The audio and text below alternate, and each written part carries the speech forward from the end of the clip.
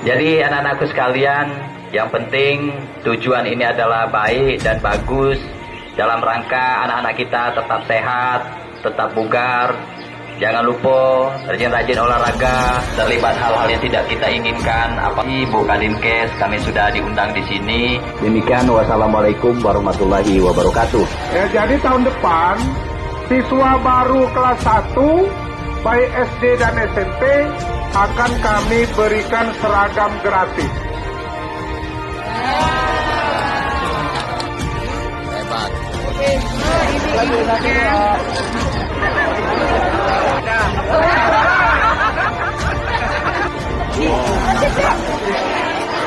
Hitungannya apa? Oke.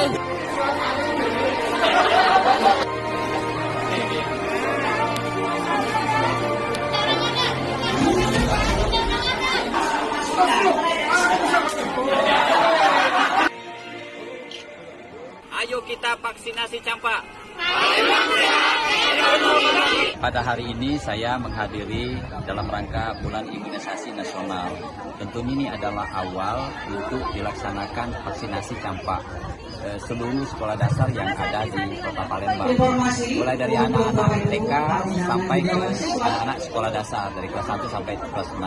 Tentunya ini dalam rangka biar anak-anak kita sehat, bugar, dan juga anak-anak kita tetap tumbuh subur dan dia bisa mengikuti proses belajar mengajarnya dengan baik. Maka dari itu pada hari ini kita mulai sebagai gerakan bulan imunisasi nasional.